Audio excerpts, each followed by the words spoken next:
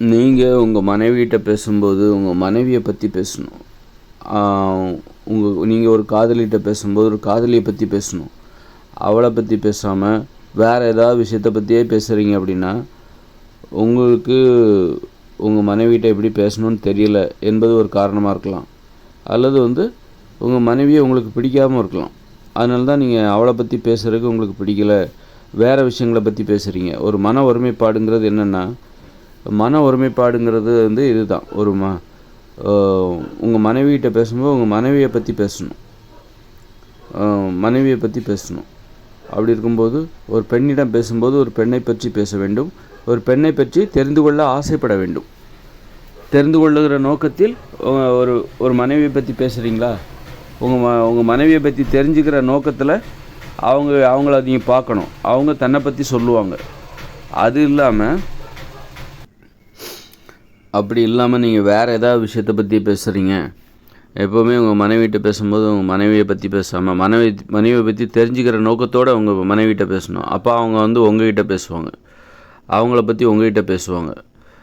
அப்போது உங்கள் மனைவியை பற்றி தெரிஞ்சுக்கிற நோக்கமும் உங்களுக்கு இல்லை, வேறு ஏதோ விஷயத்தை பற்றி பேசுகிறீங்க அப்படின்னா உங்களுக்கு உங்கள் மனைவியை பிடிக்கலன்னு கூட அர்த்தம். உங்கள் மனைவியை உங்களுக்கு பிடிச்சிருந்துன்னா உங்கள் மனைவிகிட்ட பேசும்போது உங்கள் மனைவியை பற்றி மட்டும் தான் பேசுவீங்க.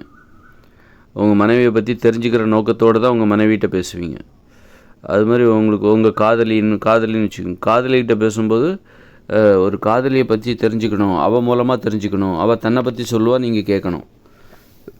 இல்லைன்னா அவளை பற்றி நீங்கள் பேசணும். அந்த மாதிரி அவளை பற்றிய சிந்தனை தான் இருக்கணும். ஒரு பெண்ணிடம் பேசும்போது ஒரு பெண்ணை பற்றிய அந்த பெண்ணை பற்றிய சிந்தனை தான் இருக்கணுமே தவிர வேறு விஷயத்தை பற்றிலாம் பேசுகிற, அந்த பெண்ணுக்கு சம்மந்தம் இல்லாமல் வேறு விஷயத்தெல்லாம் பற்றி பேசுகிற அப்படின்னா ஒருவேளை அந்த பெண்ணை உங்களுக்கு பிடிக்கலன்னு அர்த்தம். உங்களால் அந்த பெண்ணிடம் கவனம் செலுத்த முடியவில்லை, அந்த பெண்ணை பற்றிய சிந்தனையில் கவனம் செலுத்த முடியவில்லை. அது உங்களுக்கு பிடிக்கல.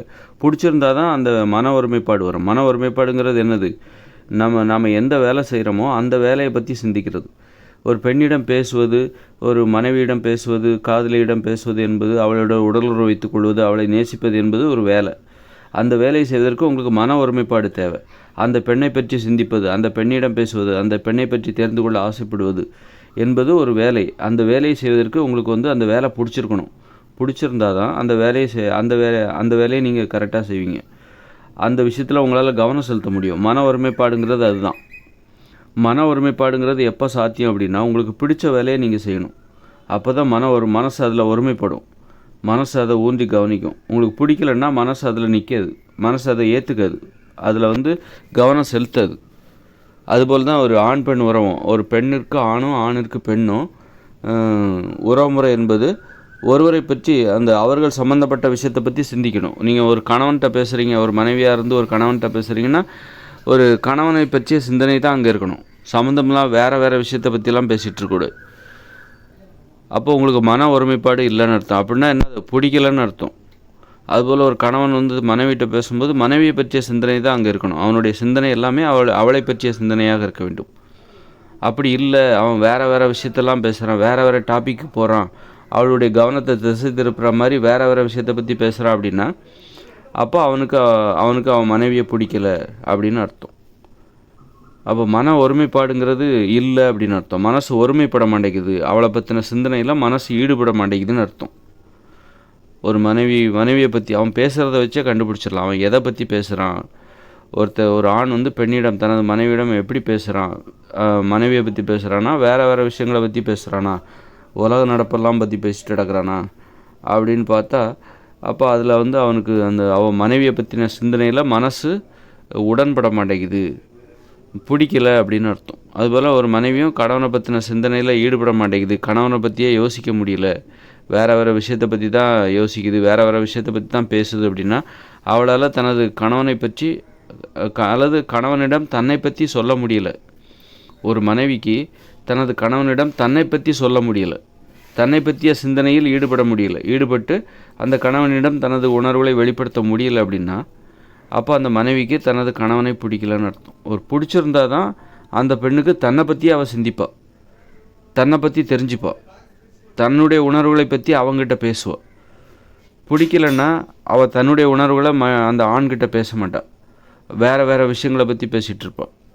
அப்போ அவளால் தனது விஷயத்தை பற்றி தனது விஷயத்தில் வந்து அந்த மன ஒருமைப்பாடு என்பது அதுதான். பிடிச்சிருந்தா தான் அந்த மன ஒருமைப்பாடு வரும். ஒரு ஆண் பெண் உறவு எல்லாமே ஒரு வேலை தான். ஒரு வேலை செய்வதற்கு நமக்கு பிடிச்சிருக்கணும்.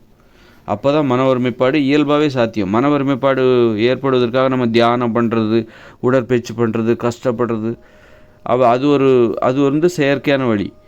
இயற்கையான ஒரு வழி இருக்குது. மன ஒருமைப்பாடு என்பது பிடிச்ச வேலையை செய்ய, பிடிச்ச வாழ்க்கை. உன் வாழ்க்கை உனக்கு பிடிச்ச மாதிரி அமைஞ்சிச்சுன்னா மனசு அதில் நிற்கும், அலைப்பாயாது. உன் வாழ்க்கை உனக்கு பிடிக்கலைன்னா தான் உன்னுடைய கவனம்லாம் வேறு திசைகளில் திரும்பும். மன ஒருமைப்பாடு என்பது உனக்கு வராது. அப்போ தான் வந்து நம்ம வாழ்க்கையை நம்மளால் பிடிச்ச மாதிரி வாழ முடியாத பட்சத்தில் மன ஒருமைப்பாடை ஏற்படுத்தி கொள்வதற்காக நம்ம தினம் தியானம் பண்ண வேண்டியிருக்கும், தினம் போராட வேண்டியிருக்கும்.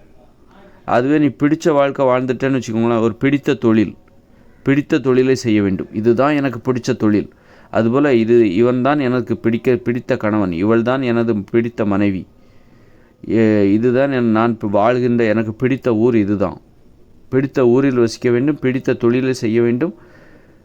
அது மாதிரி பிடித்த கணவன், பிடித்த மனைவி, பிடித்த நண்பர்கள். பிடிக்காத நண்பர்களிடம் கூட பழகிட்டு இருப்பாங்க, தெரியாது யார்கிட்ட பழகணும்னு தெரியாது. பிடிக்காத நண்பர்களோடு பழகிட்டு இருப்பாங்க, பேசிகிட்டு இருப்பாங்க. எனக்கு அந்த மாதிரி அனுபவம்லாம் இருக்குது. ஒரு வருஷம் 2 வருஷம்லாம் நான் பழகியிருக்கேன். ஆனால் அதுக்கப்புறம் எனக்கு பிடிக்கலைங்கிறது தெரிஞ்சு, பிடிக்கவே இல்லை அப்படின்னு தெரிஞ்சு அவங்ககிட்ட பழகிறத விட்டேன். அது மாதிரி நண்பர்கள்லேயும் பிடிக்காதவங்ககிட்ட பழகிட்டு இருப்பாங்க. பிடிக்காத நண்பர்கள், பிடிக்காத தோழி, இந்த மாதிரி வச்சுக்கவே கூடாது. அப்போ நமக்கு மன ஒருமைப்பாடு என்பதே வராது.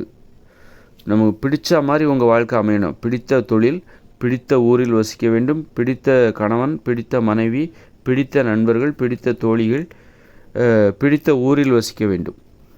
உங்களுக்கு பிடிச்சிருக்கணும். அப்போ மன ஒருமைப்பாடு என்பது நீங்கள் தியானம்லாம் பண்ண வேண்டிய அவசியமே இல்லை, தானாகவே வந்துடும். மன ஒருமைப்பாடு என்பது தானாகவே வந்துடும். அதனால் மன ஒருமைப்பாடு பெரும்பாலும் யாருக்கு இருக்காதுன்னா, இந்த நகரங்களில் வாழ்கிற மக்களுக்கு இருக்காது. ஏன்னா நகரம் என்பது மனிதர்களுக்கு பிடிக்காது. நகரங்களிலே பிறந்து வாழ்கிறாங்க பாருங்கள், அவங்களுக்கு வந்து நகரங்கள் என்பது அவங்களுக்கு வேற ஒரு உலகம் தெரியாது, ஒரு கிராம வாழ்க்கை தெரியாது. அதனால் அதை வந்து ஒரு அமைதி இல்லாமல் ஏற்றுப்பாங்க. அதை ஏற்றுக்கிட்டாலும் அவங்கள்ட்ட ஒரு அமைதி இருக்காது. ஏன்னா அவங்களுக்கு அதை தவிர வேறு ஒன்றும் தெரியாது. அங்கே தான் பிறந்தாங்க, அங்கே தான் வாழ்ந்தாங்க. அதுவே கிராமத்தில் வசிச்சுட்டு நகரங்களில் போய் சென்னையில் போய் குடியிருக்காங்கன்னு வைங்க, ஒரு மதுரையில் பிறந்துட்டு, ஒரு கிராமத்தில் பிறந்துட்டு, ஒரு சென்னையில் போய் பம்பாயில் போய் குடியிருக்கிறாங்க அப்படின்னா, அவங்களுக்கு அந்த சென்னை வாழ்க்கை வந்து ஏற்புடையதாக இருக்குது. அந்த வாழ்க்கையில் அவங்களுக்கு மன ஒருமைப்படாது, மனசு அதை ஏற்றுக்காது, மனசுக்கு அது பிடிக்காது. அதனால் அவங்களுக்கு வந்து மனசு அலைபாயும். அங்கெல்லாம் தியானம் பண்ணால் தான், நகரங்களிலெலாம் தியானம் பண்ணால் தான் வாழ முடியும். அதனால் பிடிச்ச ஊர், பிடித்த மனைவி, பிடித்த கணவன், பிடித்த நண்பர்கள், பிடித்த தோழி, பிடித்த தொழில், பிடித்த ஊர், இது இவ்வளோ அமைஞ்சிச்சுன்னா நீங்கள் தியானம் பண்ணவே தேவையில்லை. மன ஒருமைப்பாடு என்பது இயல்பாகவே அமையும். அதனால் ஒரு கணவன் மனைவிட்ட பேசும்போது மனைவியை பற்றி மட்டுமே பேசணும். மனைவியை பற்றி தெரிஞ்சுக்கிற நோக்கத்தோடு மனைவிட்ட பேசணும். மனைவி தன்னை பற்றி சொல்லுகிற நோக்கத்தோடு ஒரு கணவனிடம் பேச வேண்டும். தன்னை பற்றி சொல்லணும். தன்னை தவிர்த்து விட்டு வேறு விஷயங்களை பற்றி ஒரு மனைவி பேசிக்கிட்டு இருக்கா கணவன்கிட்ட அப்படின்னா, அவள் தன்னையே தாழ்வாக நினைக்கிறான்னு அர்த்தம். தன்னையே அவள் தாழ்வாக நினைக்கிறா, உயர்வாக நினைக்கல. அப்போ தான் ஒரு பெண் வந்து தன்னை உயர்வாக நினைக்கணும். உயர்வாக நினச்சிட்டு தன்னை பற்றி தனது கணவனிடம் பேச வேண்டும். ஒரு ஆண் வந்து தன்னை தாழ்வாக நினச்சிக்கிட்டு தனது மனைவியை உயர்வாக நினைக்கணும். தனது மனைவியை பற்றி தெரிந்து கொள்கிற நோக்கத்தோடு அவன் பேசணும். அப்போ தான் அதான் வந்து இயல்பான ஒரு நடைமுறை. அப்போது தன்னை பற்றி ஒரு ஆண் வந்து தன்னை உயர்வாக நினைக்கும்போது தன்னை பற்றி பேசுவோம். தன்னை பற்றி தனது மனைவியிடம் பேசுவோம். தனது மனைவியை தாழ்வாக நினைப்பான். ஒரு மனைவியோடு பேசும்போது ஒரு ஆண் தன்னை தாழ்வாக நினச்சி தனது மனைவியை உயர்வாக நினைக்கணும். இது வந்து இயற்கை விதிமுறை. அப்போ தனது மனைவியை பற்றி தெரிஞ்சுக்கணும்னு நினைப்பான். ஒரு கணவன் மனைவி உறவில் வந்து ஒரு ஆண் வந்து தன்னை உயர்வாக நினைக்கும்போது தன்னை பற்றி தனது மனைவியிடம் பேசி கொண்டிருப்பான். தனது மனைவியை பற்றி தெரிந்து கொள்ள விருப்பப்பட மாட்டான். அதுவே தனது மனைவியை அவன் உயர்வாக நினைக்கிறான் அப்படின்னா அவன் தன்னை தாழ்வாக நினைப்பான். அவளையும் உயர்வாக நினைக்கிறான், தன்னையும் உயர்வாக நினைக்கிறான். அது அங்கே நடக்காது. யாராவது ஒருத்தர் தான் அங்கே உயர்வாக இருக்க முடியும். ஆண் பெண் உறவில் யாராவது ஒருத்தர் டாமினேட் பண்ணணும். யாராவது ஒருத்தர் உயர்ந்த இடத்துல இருக்கணும். ஒருத்தர் தாழ்ந்த இடங்கிறது அது வந்து அவமானம் கிடையாது, இழிவான இடம் தான் அவமானம். தாழ்வு என்பது, உயர்வு தாழ்வு என்பது இயற்கையானது. இழிவான நிலை தான் அவமானகரமானது. அதனால் ஒரு ஆண் தன்னை இழிவாக நினைக்கக்கூடாது. தாழ்வாக நினைக்கிறது ஒரு தன்னடக்கம், அதுதான் பணிவு. ஒரு பெண் உயர்வான இடத்துல இருக்கணும், மதிப்பாக இருக்கணும். அப்போது ஒரு ஆண் வந்து தனது மனைவிட்ட பேசும்போது தனது மனைவியை உயர்வாக நினச்சான் அப்படின்னா அவளை பற்றி தெரிஞ்சுக்கணும்னு நினைப்பான். அதுபோல் ஒரு பெண் தன்னை உயர்வாக நினச்சி தனது கணவனை தாழ்வாக நினைக்கணும். அப்போ தான் தன்னை பற்றி தனது கணவனிடம் பேசி கொண்டிருப்பாள். அவள் வந்து ஒரு பெண் வந்து தன்னை தாழ்வாக நினைக்கிறா அப்படின்னா என்ன பண்ணுவாள்? அவள் தன்னை பற்றி பேச மாட்டாள் கணவனிடம். அதனால் ஆனால் தற்போதுள்ள இயந்திர அறிவியல் உலகம் என்பது செயற்கையானது, இயற்கை விதிமுறைக்கு முரணானது. ஆணாதிக்கம் என்பது ஒரு தன்னை உயர்வாக நினைக்கிற ஒரு ஆணின் மனப்பான்மை தான் ஆணாதிக்கம். ஆணாதிக்கத்திற்கு பெண் ஒத்துழைப்பாக இருக்கணும். இந்த உலகத்தில் பெண் ஆதிக்கம் நிலவுகிற உலகம் கிடையாது. தற்போதுள்ள இயந்திர அறிவியல் உலகம் பெண் ஆதிக்கம் நிலவுகிற உலகம் கிடையாது. ஆணின் ஆதிக்கம் நிலவுகிற உலகம். ஆணின் ஆதிக்கத்திற்கு உட்பட்டு தான் பெண்கள் இருந்தாக வேண்டும். ஆணின் கட்டுப்பாட்டில்தான் இந்த உலகம் இப்போது இயங்கி வருகிறது. இது இயற்கை விதிமுறைக்கு முரணானது. அப்போது ஒரு ஆண் வந்து பெண்ணிடம் பேசும்போது தன்னை பற்றி பேச வேண்டும். ஒரு ஆண் வந்து தன்னை உயர்வாக நினைத்து தனது மனைவியை தாழ்வாக நினச்சி தன்னை பற்றி உயர்வாக தனது மனைவியிடம் பேசி கொண்டிருக்க வேண்டும். அப்போது ஒரு ஆண் வந்து தன்னை பற்றி தனது மனைவியிடம் பேசலை அப்படின்னா அவன் வேறு விஷயத்தை பற்றி பேசுகிறான் அப்படின்னா அவனுக்கு தாழ்வு மனப்பான்மை இருக்குன்னு அர்த்தம். ஒருவேளை அவன் மனைவி அவனுக்கு பிடிக்காம கூட இருக்கலாம். அதனால தான் அவன் தன்னை பற்றி பேசாமல் வேறு விஷயத்தை பற்றி பேசுகிறான் அப்படின்னு அர்த்தம். அதனால் ஒரு பெண் வந்து தன்னை இந்த உலகத்தில் தற்போதுள்ள இயந்திர அறிவியல்களில் தன்னை தாழ்வாக நினச்சி தனது கணவனை உயர்வாக நினைக்கும் போது தனது கணவனை பற்றி தெரிந்து கொள்ள அவள் ஆசைப்படுவாள்.